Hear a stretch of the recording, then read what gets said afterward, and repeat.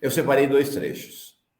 Vamos assistir hoje, então, 2016, 17, 18, 19, 20, 21, 22, 23, 7 anos desde o golpe de Estado. A gente olha esse discurso de Dilma, é um discurso que deveria ser passado nas escolas de todo o país, um discurso histórico da dignidade de uma presidenta, da dignidade de uma mulher, da luta pela democracia. Vamos assistir? Vamos. Luta contra a ditadura. Recebi no meu corpo as marcas da tortura. Amarguei por anos o sofrimento da prisão. Vi companheiros e companheiras sendo violentados e até assassinados. Na época, eu era muito jovem. Tinha muito a esperar da vida. Tinha medo da morte, das sequelas da tortura no meu corpo e na minha alma. Mas não cedi. Resisti. Resisti à tempestade de terror que começava a me engolir, na escuridão dos tempos amargos em que o país vivia. Não mudei de lado. Apesar de receber o peso da injustiça nos meus ombros, continuei lutando pela democracia. Dediquei todos esses anos da minha vida à luta por uma sociedade sem ódios e intolerância. Lutei por uma sociedade livre de preconceitos e de discriminações. Lutei por uma sociedade onde não houvesse miséria ou excluídos. Lutei por um Brasil soberano, mais igual e onde houvesse justiça. Disso tenho orgulho. Quem acredita, luta. Aos quase 70 anos de idade, não seria agora, após ser mãe e avó, que abdicaria dos princípios que sempre me guiaram. Exercendo a presidência da República, tenho honrado o compromisso com o meu país, com a democracia, com o Estado de Direito. Tenho sido intransigente na defesa da honestidade na gestão da coisa pública. Por isso, diante das acusações que contra mim são dirigidas neste processo, não posso deixar de sentir na boca novamente o gosto áspero e amargo da injustiça e do arbítrio. E por isso, como no passado, resisto. Não esperem de mim o obsequioso silêncio dos covardes. No passado, com as armas e hoje com a retórica jurídica, pretendem novamente atentar contra a democracia e o Estado de Direito. Se alguns rasgam o seu passado e negociam as benesses do presente, que respondam perante a sua consciência e perante a história pelos atos que praticam. A mim, cabe lamentar pelo que foram e pelo que se tornaram. E resistir sempre. Resistir para acordar as consciências ainda adormecidas, para que juntos finquemos o pé no terreno que está do lado certo da história, mesmo que o chão trema e ameace de novo nos engolir. O chão tremeu e ameaçou nos engolir e Dilma resistiu. Depois tremeu de novo em 2018. Depois tremeu de novo em 2023. E algo importante, os militares estavam ou por trás ou pela frente, à frente, em todas as vezes em que o chão tremeu. Como havia sido em 64, como havia sido em 54, como havia sido em 69, como tem sido na história do país. O Edgar e a Célia dizem aqui, como não chorar? Né? Como não chorar? Quem assistiu ao vivo aquela transmissão da sessão do golpe contra Dilma, foi uma sessão interminável, era um negócio, foi uma tortura a céu aberto para todos os democratas, todas as democratas desse país. E o momento culminante foi esse. Vocês viram, silêncio total no Senado. né? Tanto dá para ver lá o Lindbergh, Gleisi, eram senadores na época, dá para ver o silêncio total, não só deles, mas também dos acusadores, também dos algozes de Dilma. Essa é uma característica de algozes de Dilma. Eu vou mostrar daqui a pouco uma foto histórica de Dilma. Os acusadores e algozes de Dilma sempre se envergonham. Sempre se envergonham. Tem um segundo momento, um trechinho já no final do discurso, em que Dilma a voz falha, a voz treme, ela é visivelmente emocionada, um momento também culminante do discurso. Olhando nos olhos dos meus, mas continuo de cabeça erguida, olhando nos olhos dos meus julgadores. Apesar das diferenças, das grandes diferenças, sofro de novo com o sentimento de injustiça e o receio de que, mais uma vez, a democracia seja condenada junto comigo.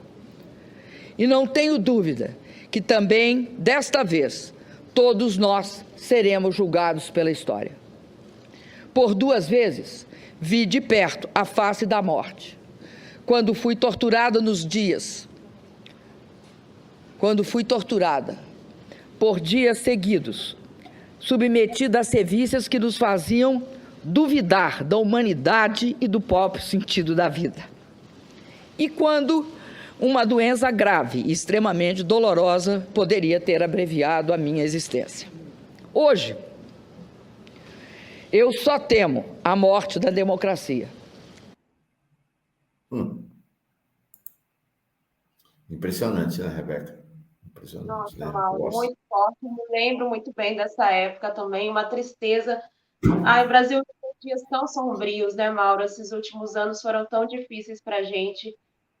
E é isso, diante de todas essas inconsistências que o governo tem hoje, que a gente avalia aqui, eu ainda me sinto muito aliviada de estarmos num governo de esquerda, um governo progressista, né?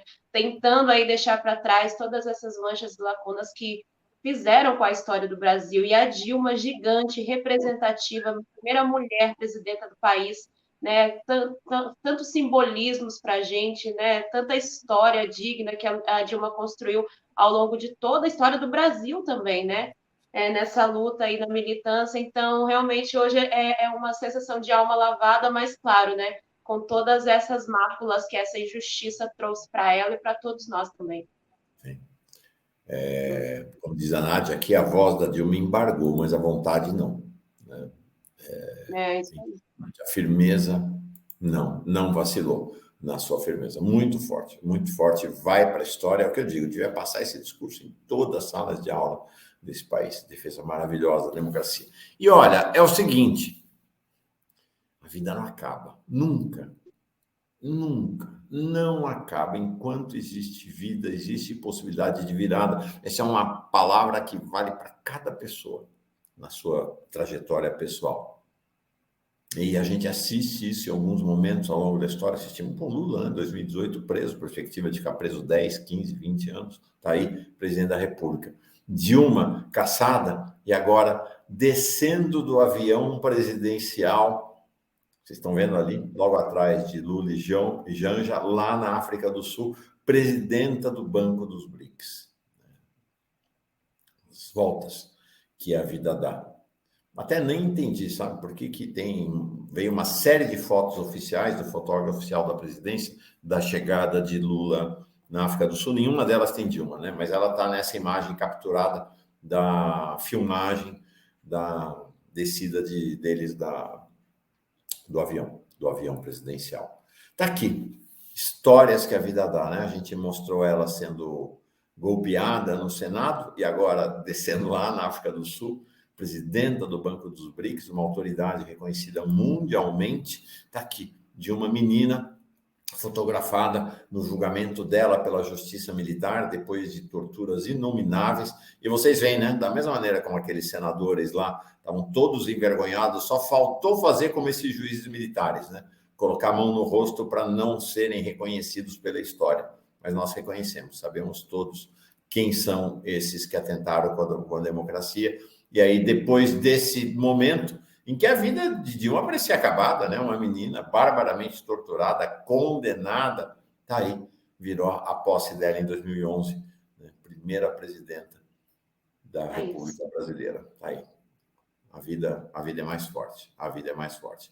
Pois bem, foi golpe militar? Foi. Foi golpe militar contra Dilma. Foi um golpe político, jurídico, militar. O Michel Temer, que além de uma figura pusilânime, é um pavão, naquela autobiografia, na verdade, uma entrevista que ele concedeu, chamada A Escolha, ele confirmou, primeiro, que atuou para derrubar Dilma em 2016. Segundo, ele confessou as articulações dele com 2 dos generais líderes do golpismo brasileiro. O general Vilas Boas. General Vilas Boas, é bom não esquecer, está gravemente adoentado, tem uma doença autoimune, mas mesmo nessa condição, ele continua a conspirar contra a democracia. Vamos lembrar que a mulher dele, Maria Aparecida Vilas Boas, estava lá representando o general Vilas Boas no acampamento dos golpistas na frente do QG do Exército em Brasília. Pois bem, o general Vilas Boas eu não canso de dizer, é o Pinochet brasileiro, porque foi escolhido comandante do Exército por Dilma, assim como o Pinochet foi escolhido comandante do Exército chileno por Allende e traiu o país e a democracia. Foi um dos articuladores do golpe, ao lado de outro que hoje desfila aí, todo paletó e gravata. A gente mostrou semana passada o Manuel Domingos, professor corajoso Manuel Domingos, confrontando o Etchegóin, Sérgio Etchegóin, né, que não perdoa a democracia brasileira e a Comissão da Verdade, porque a Comissão da Verdade trouxe à luz o fato. Ele é de uma estirpe militar, de militares torturadores, seu pai e seu tio. E ele não perdoou a democracia brasileira, não perdoou a Comissão da Verdade, não perdoou os governos do PT por isso, e foi ao lado de Vilas Boas, 2 dos articuladores do golpe que levou Michel Temer ao Brasil. Então, foi um golpe, como 64, gente. 64 não é um golpe só militar. É um golpe militar, parlamentar e jurídico. Precisa dessa articulação sempre para qualquer golpe. A diferença é quem assume maior ou menor protagonismo. No caso aqui, quem assumiu o protagonismo maior foi o Congresso Nacional. Vamos lembrar que os militares estavam de novo à frente. Tem gente que diz que os militares não participaram do golpe, não participaram da tentativa de golpe depois da eleição de Lula e até chegar ao ponto culminante da tentativa de 8 de janeiro. Cascata, gente. Os militares tiveram participação ativa. Se os militares não tivessem participação na tentativa de golpe que levou ao 8 de janeiro, teriam permitido esses acampamentos, incentivado esses acampamentos. Quando a mulher do general Vilas Boas, Maria Aparecida Vilas Boas, e outras dezenas, talvez centenas de militares, do que eles chamam de família militar é o seguinte, mulher, filho, sogra, genro, sogro, pai, que eles mobilizam para falar em nome dos militares que às vezes ficam mais discretos em função das restrições legais. Quando a mulher do Vilas Boas estava no acampamento, confraternizando com os golpistas, no acampamento, na frente do QG do Exército, isso quer dizer o seguinte, os militares estavam à frente desse acampamento. Esta é uma verdade que não quer calar, não adianta, e tem muita gente na esquerda e no governo Lula que passa o pano e tenta passar a mão na cabeça dos militares. Então, é disso que se tratou. É bom lembrar que na noite do 8 de janeiro, vocês estão vendo esses blindados e essas tropas colocadas diante da rua que dá para o QG do Exército para impedir a Polícia Militar do Distrito Federal de entrar lá para prender.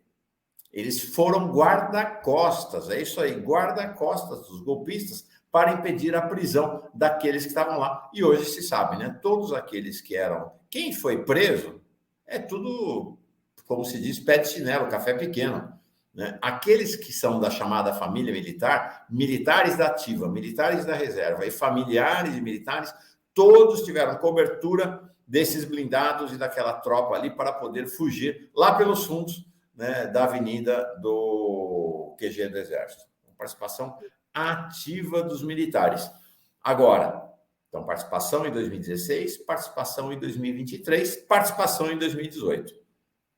Participação em 2018, os históricos tweets do general Vilas Boas, naquele momento comandante de 2018, ele já não estava no comando do Exército, não, mas era um dos principais líderes do Exército, ele dizendo: isso aqui é às vésperas do julgamento de Lula, se Lula poderia ser candidato ou não no STF, fazendo pressão direta sobre o Supremo, que aceitou a pressão, que, portanto, foi cúmplice com o golpe contra Lula, assim como havia sido cúmplice com a Lava Jato. Importante sempre lembrar que é este Supremo que está aí.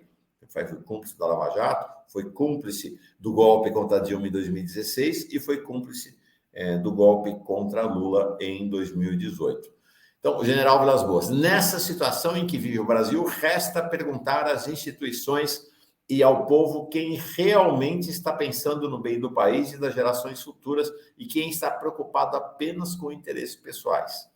Asseguro à nação que o Exército Brasileiro julga compartilhar o anseio de todos os cidadãos de bem, sempre, de repúdio à impunidade e de respeito à Constituição, à paz social e à democracia, bem como se mantém atento às suas missões institucionais. Soube-se depois que esses dois tweets foram redigidos em conjunto por ele e pelo alto comando do Exército para deixar claro que o Exército não permitia que Lula fosse candidato em 2018. Nós tivemos um golpe de Estado em 2018, que foi a não permissão de Lula ser candidato naquele momento. Então, toda vez que você ouve um militar falando em defesa da Constituição, em democracia, em legalidade, pode ter certeza que não vale nada, absolutamente nada, a palavra desses militares. É tudo conversa de cidadão de bem, né? Como diz Yolanda Black, é isso aí. Não vale nada. Não acredite quando o militar fala em defender legalidade, defender a democracia, defender os valores da nação e do país, né, Rebeca? Exatamente, Mauro. A Rosimar traz um ponto importante para a gente. Ela fala: ou a esquerda aproveita esse julgamento para uma luta ideológica intensa, ou não aprendeu a fazer política. Em outras palavras, é como chutar alguém, roubar-lhe tudo e depois só se desculpar pelo chute, né? Em relação a essa questão da Dilma Rousseff. E é exatamente isso, né? Tem que comunicar, tem que disseminar essa informação e trazer esses contrapontos aí que combinaram nessas ações. Porque senão não faz sentido, né? Tem que trazer à tona esse contexto da história. É isso mesmo. Não é? Contexto da história, fundamental. Sempre contexto da história. Pois bem, tem golpe planejado à frente? Tem golpe planejado à frente. Aqui o Gilberto Covinel. Bom dia, quero expressar minha tristeza enorme pela situação do Maurício Cubruzzi. Trabalhou esses anos todos na Globo, hoje é vítima de uma doença, né, que lhe causa demência. Eu acompanhei de perto o trabalho dele na Rádio Excelsior. Registrado aí, Gilberto, grande amigo. Pois bem, tem golpe? Tem, sim, senhor. Tem golpe em armação. Tem golpe em armação no horizonte. Não vamos cochilar. Não vamos relaxar. Está aqui. Comandante do Exército contra-ataque dá ordem para a defesa da força em meio à CPMI do 8 de janeiro. É uma reportagem do Marcelo Godoy lá do Estadão. Trabalhamos juntos na Folha de São Paulo no passado, um dos maiores especialistas na questão militar e que cobre os bastidores do mundo militar já há bastante tempo. O que ele fez? Ele trouxe à luz uma nota deste que está aí, o comandante do Exército, Tomás Paiva. Ele soltou uma nota dia 10 de agosto. 10 de agosto, ele soltou uma nota para os militares. E sexta-feira passada, essa nota se tornou pública. Nesta nota, olha só a gravidade. Estou dizendo, eles estão anunciando o golpe. Explico como. Nesta nota, ele diz o seguinte: a estratégia é uma nota, então, a pretexto de defender os militares. Então, a pretexto de fazer a defesa dos militares. Minha pergunta: por que é que os militares precisam fazer a sua defesa? Mas vá bem, vamos considerar que esta possibilidade exista. Deixa-me ver aqui, só para registrar o nome desta nota. Bom, enfim, não interessa. Ele chama de nota número 1. É o primeiro pronunciamento que pronunciamento, não esqueçam dessa palavra, pronunciamento é típico dos golpes militares. É o primeiro pronunciamento que ele faz, por enquanto, para dentro da caserna de organização do golpe. Vamos ler. A estratégia de defesa da instituição inclui a criação de uma associação nacional de amigos do Exército com presença em todo o país. O plano do comando inclui ainda a luta por benefícios para militares e seus familiares, a fim de passar a mensagem ao público interno de que a atual gestão da instituição está comprometida com os interesses do Exército. Para falar dessa segunda parte aqui. Tomás criou um grupo de trabalho com a participação de coronéis e generais para obter mais recursos para os sistemas de saúde e dos malfadados colégios militares e para moradias de famílias de militares, além de ações que contribuam para fortalecer a imagem e a reputação da força.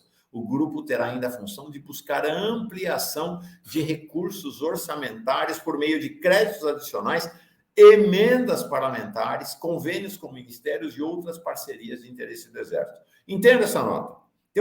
São duas táticas para uma mesma estratégia, que é a estratégia de refortalecimento dos militares para um novo golpe de Estado. A primeira é uma estratégia centrão, é exatamente a mesma estratégia do Lira, que é buscar benefícios para os seus. É o que o Lira faz. O poder do Lira na Câmara é o poder dele ser o maior defensor dos benefícios escandalosos para os deputados e deputadas federais, a ponto da gente hoje ter claramente uma casta de parlamentar. Da mesma maneira, há uma casta militar.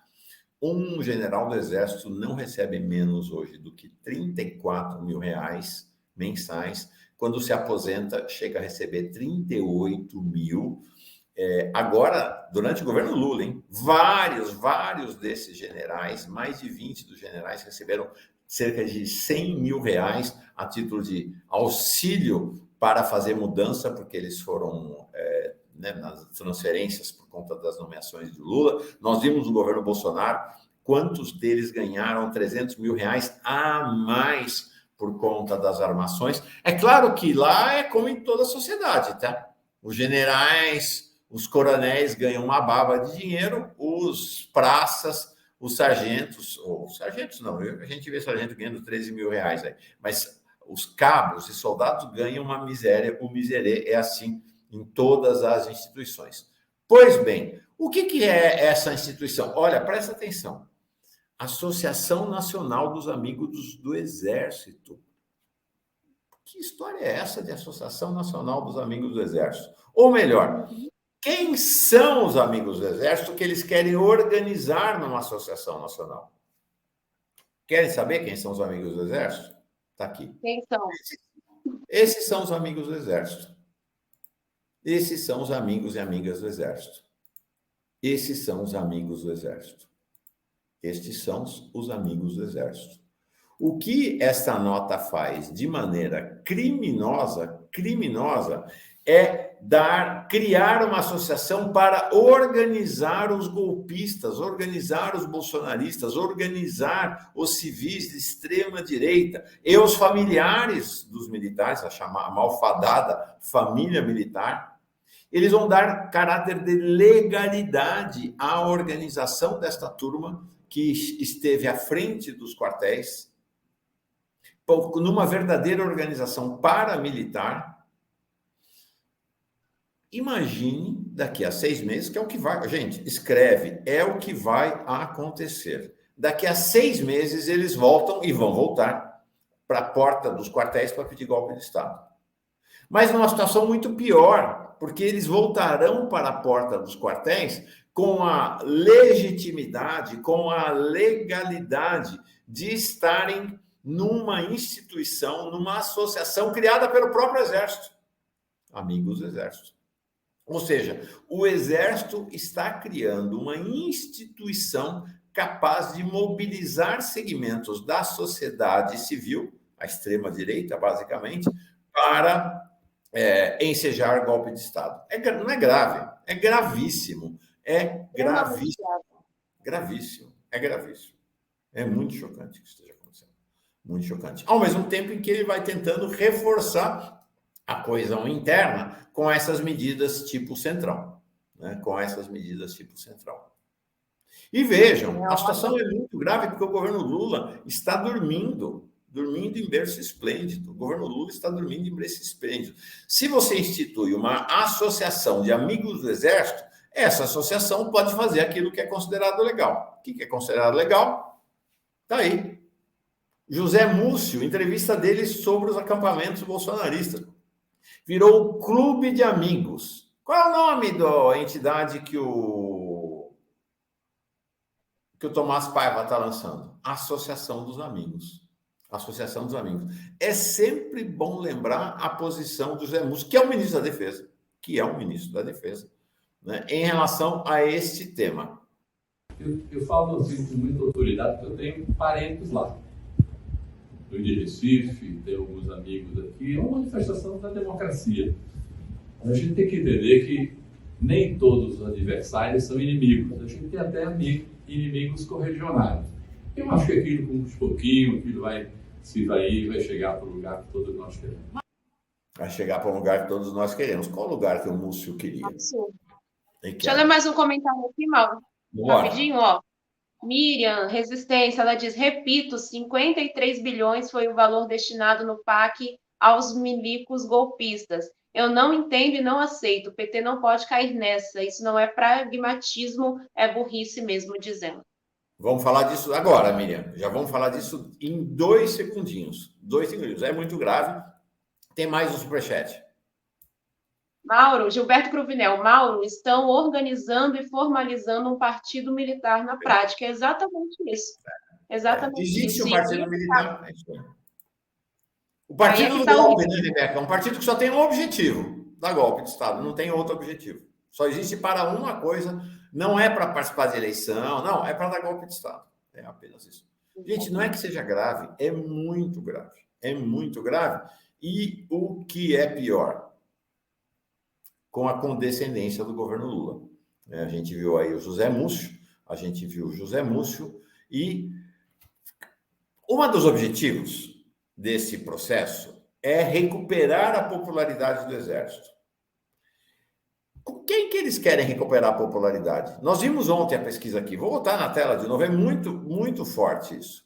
Nós vimos ontem aqui, houve uma queda na confiança dos militares, apesar de que o apoio a eles continua muito expressivo. Olha, entre confia muito e confia pouco, nós estamos falando de 74%.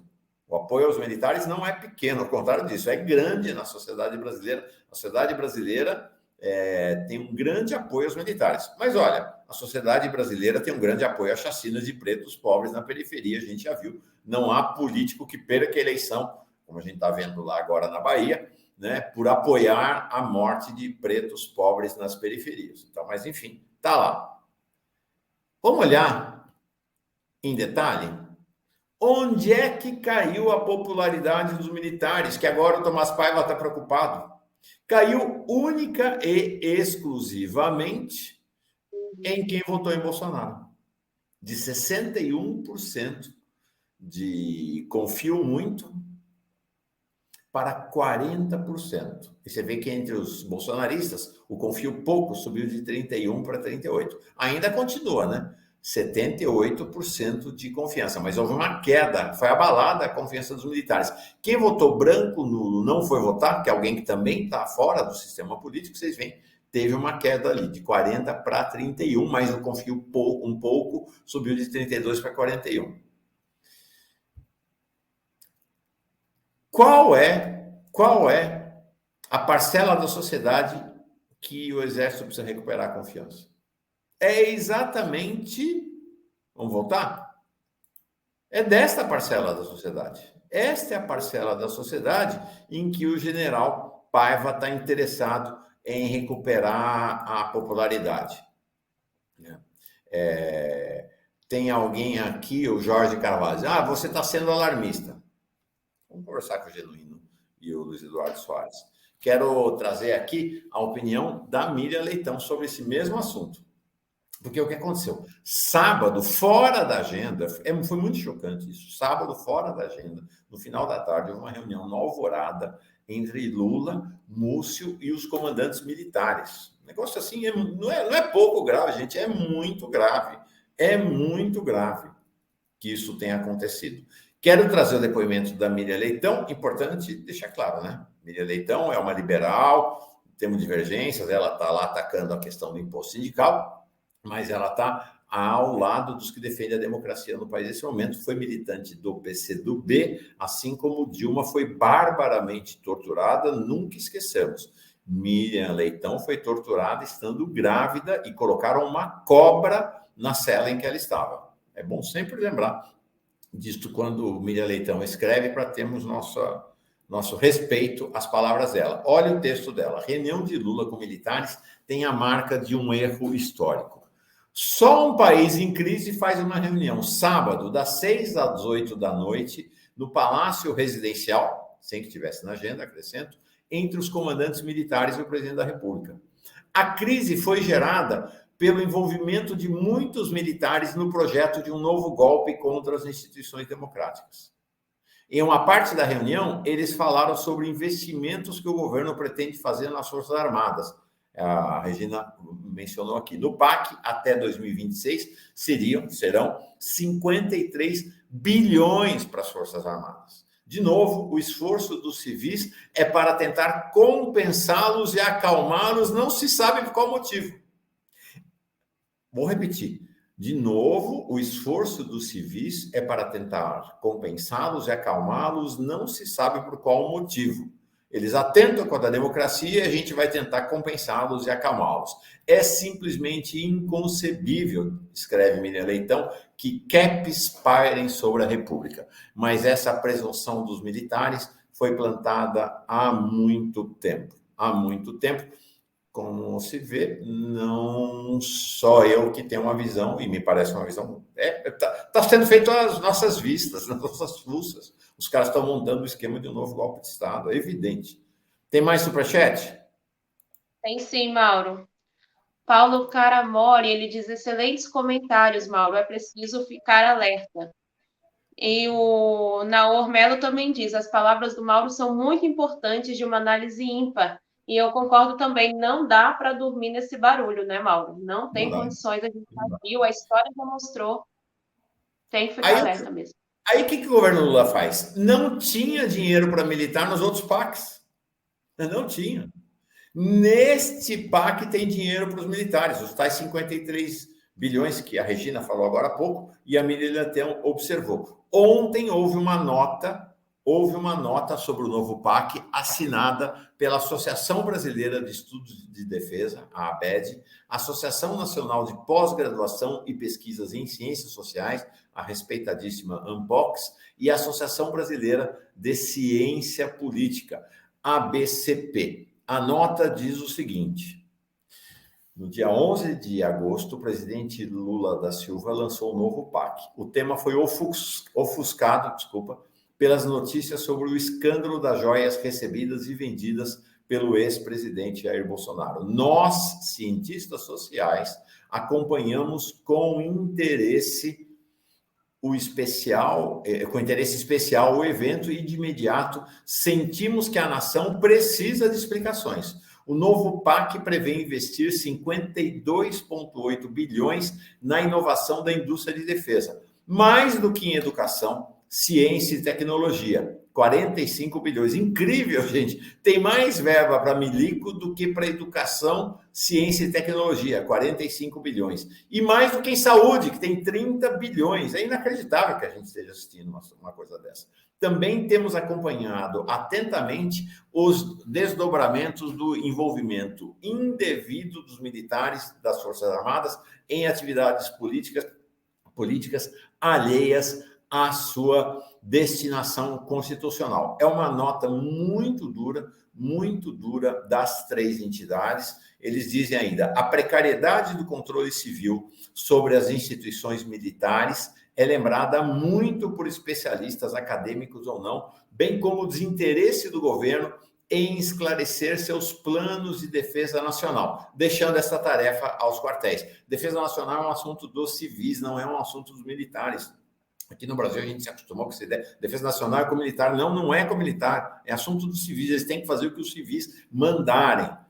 Durante, isso aqui é muito grave, o Genuíno fala disso, o Daniel Cara já falou disso aqui. Durante a transição de governo, a transição do governo Bolsonaro para o governo Lula, foram criados 37 grupos de trabalho em áreas de estratégia. Sintomaticamente, não houve grupo de trabalho sobre a defesa, tema mantido como tabu em todos os governos da nova República e agora no governo Lula.